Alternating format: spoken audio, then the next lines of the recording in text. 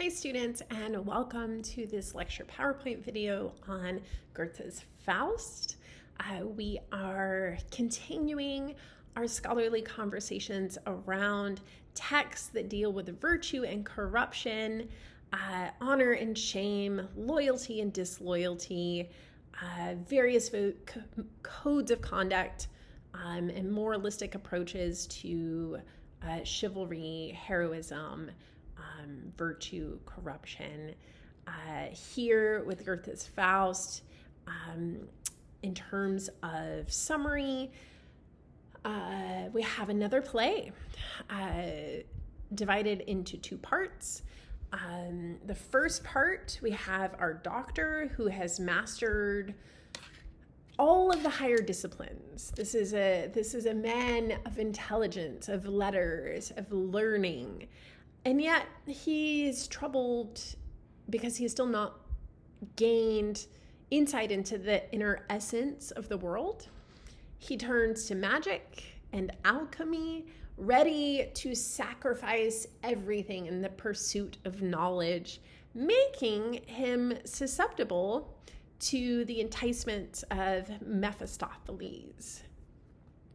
And the second part, the devil tries to satisfy Faust's demands and yearnings, but Faust is never really satisfied by Goodness, am I going to struggle over saying this every time? Mephistopheles' attempts. And actually, I'm just remembering that there's, I believe, a character in the original production of Broadway production of Cats, which is mirrored after the devil in Goethe's Faust. It's just a wonderful instance of intertextuality there for you. Second half of the play, Faust attempts to seduce Gretchen. He falls in love with her, he rejects her, leading to Gretchen's tragic ends. This is a morality play. Mephistopheles is our true protagonist, steals the show in terms of performances of this play. Faust is German. Its key themes include free will, good and evil, religion, modernity. Key passages from each of the major characters: Mephistopheles, the manager, the poet, and of course Faust here. Goethe was born into a middle-class family in Frankfurt, Germany. And though he trained in law, he entered a literary career. His early novel was titled Sorrows of Young Werther, published in 1774. It initiated the Sturm-und-Drang movement, which emphasized this expression of feelings over the strictures of literary form. He became an educator at the Duke of Weimar's court. He was elevated in terms of his social class to the aristocracy, and he took a voyage between 1786 and 1788 that really inspired a revival of classical forms and ideas in his literary productions. In terms of background for Faust, Goethe relied on an old folk legend, a medieval morality tale in which an arrogant scholar gives in to the temptations of the devil and makes a pact to trade his soul for the use of black magic. Of course, he suffers in hell for his sins. Goethe was most interested in the relationship between learning and abstract learning and sensuous experiences, which was sort of categorized as the nature of human striving. Goethe changes that original old folk legend, medieval morality tale, having Faust escape Mephistopheles' clutches at the end of Faust II.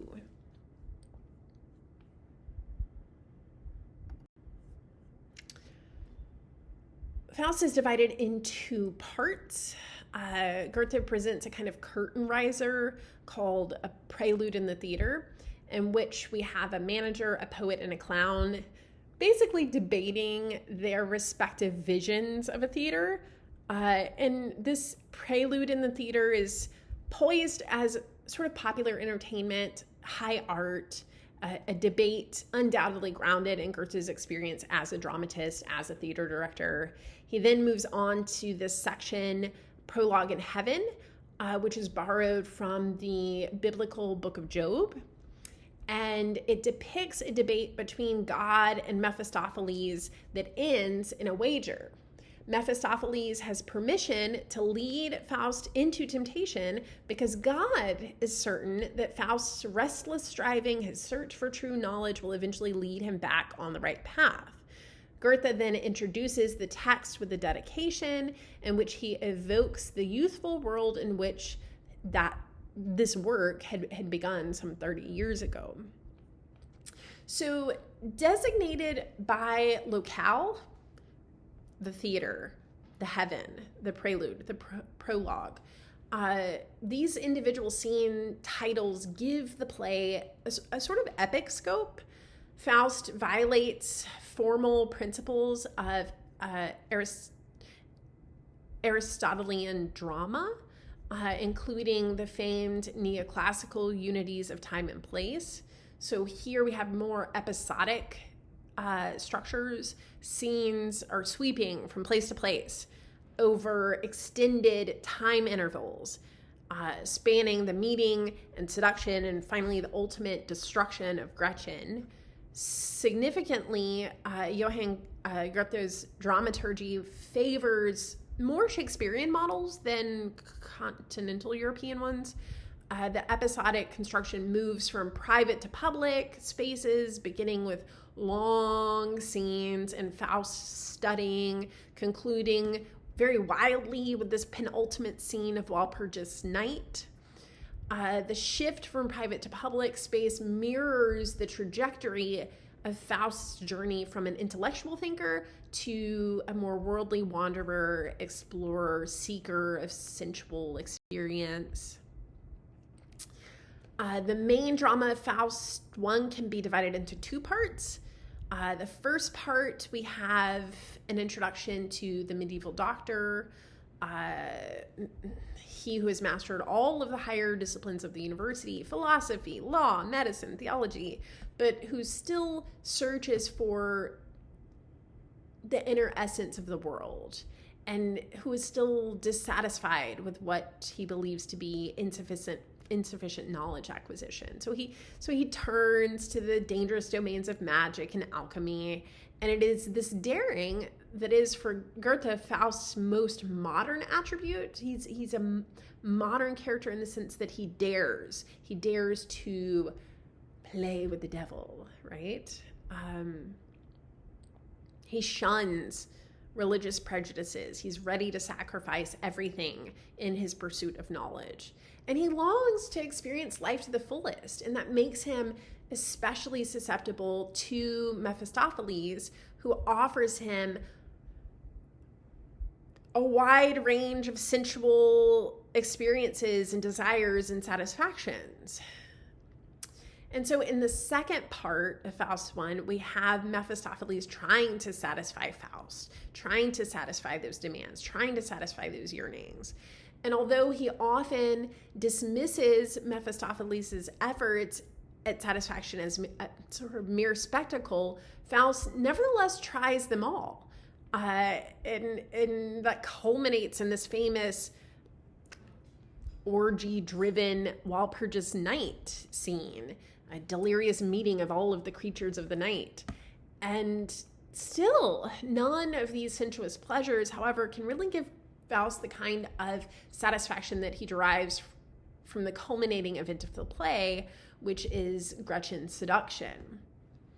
And so I've bolded here in the second part that Faust desires knowledge of the universe as well as sensual experiences in the world. And those twin drives often work at cross purposes as Faust notes early on in the play.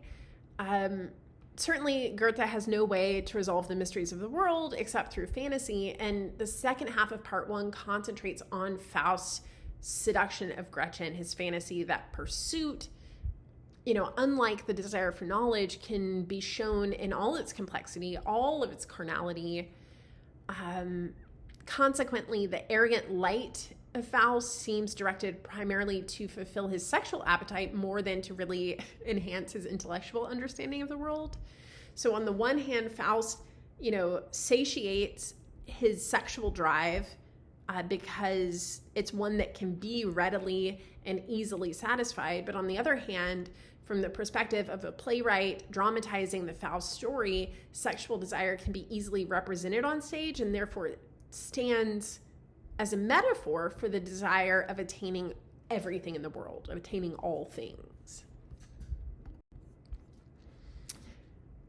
It is with Gretchen that Faust earns its title as a tragic play.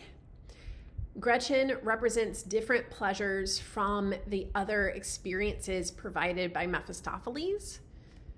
Faust genuinely falls in love with her, praising her innocence, her simple religious faith, and yet he alternately neglects her and showers her with presents as he pursues and finally achieves his physical satisfaction, leading to a tragic end.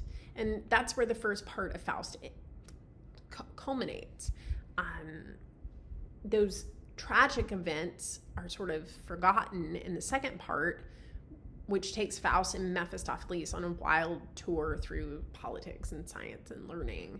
But Gretchen's sad plot is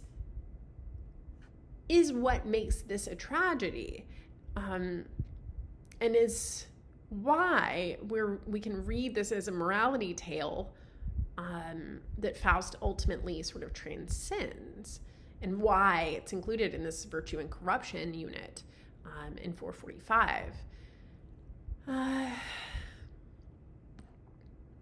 So starting with Prologue in Heaven, God bets on Faust. God bets against Mephistopheles because he believes that Faust will find the right course of human action. By the end of part one, Faust vanishes with Mephistopheles, ruins Gretchen, and in other iterations of this German folk tale, the central character actually does lose his soul to the devil. But in Christopher Marlowe's tragical history of Dr. Faust, for example, the final scene shows Faust carried off to hell. And that's a significant departure from the primary text, where Goethe redeems our titular character in part two by presenting Faust's unyielding curiosity, his unyielding thirst for knowledge. It may be tragic, but it's also heroic and ultimately, according to our playwright, laudable. But we cannot forget that this valorization of Faust comes at the expense of Gretchen. He devotes himself to doing great deeds in part two to make up for Gretchen's death in part one.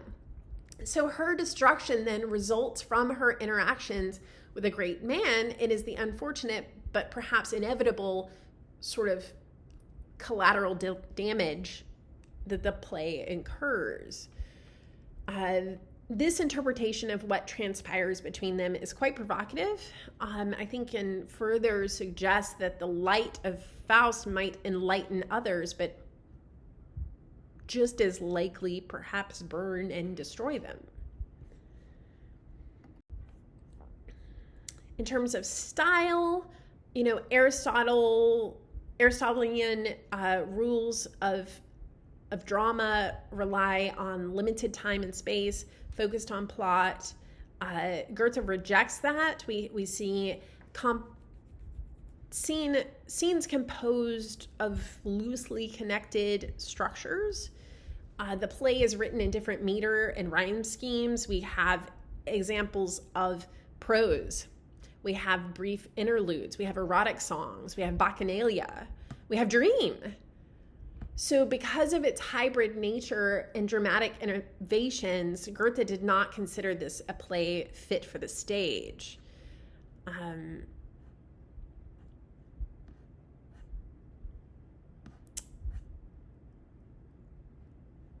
I think this play also seeks to encompass the entirety of the modern world in its rare hybrid form, right? So that's where we see Goethe tapping into modernism. You know, it's considered a work of art, a modern epic, a strikingly new type of drama because of its rejection of the norm and its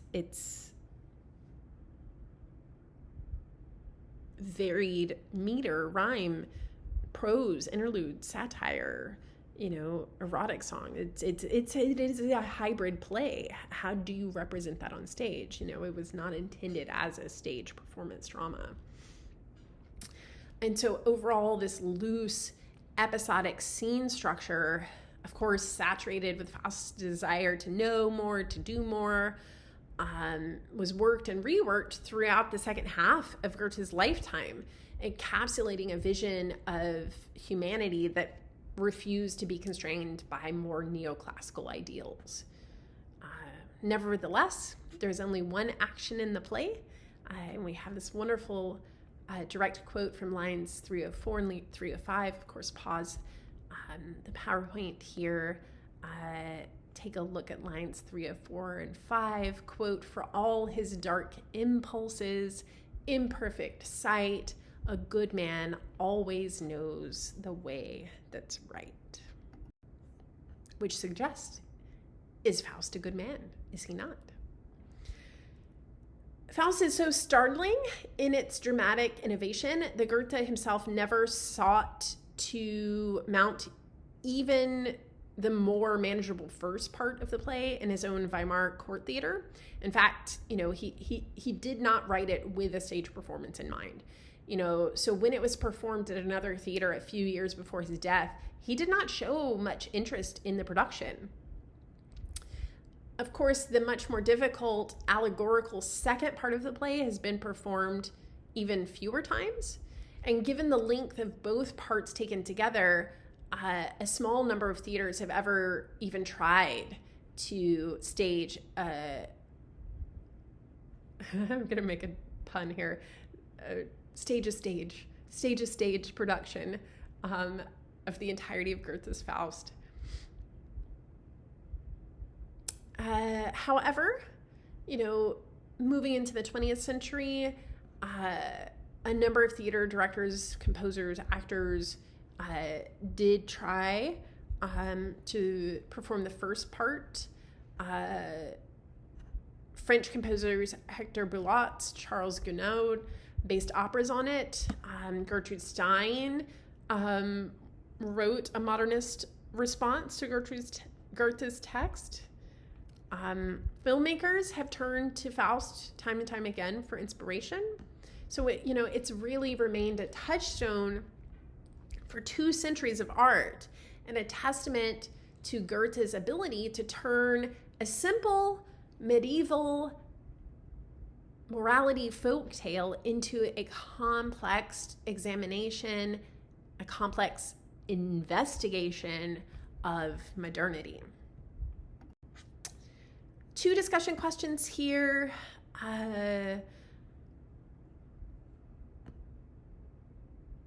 The debate, contradictory views here of mankind's striving. This brings us to Prologue in Heaven. What elements of the classical world are present in Goethe's portrait? How does the description of the celestial realm that Goethe paints a portrait for us here in Faust, how does that differ from Christian understandings of heaven? And you have already read from the Hebrew Bible in the first week of 445. For your second discussion question, you should examine arguments that Faust uses to prove that his promises of eternal love are in fact sincere. You might also examine Faust's use of language to avoid saying "I love you" in the garden scene, and Gretchen's response with her song in the eventual murder of her newborn, which she drowns in despair. So what is the relationship between desire and dishonesty in love in Faust's seduction of Gretchen? Is she justified in committing infanticide? Is execution a befitting punishment for her crime?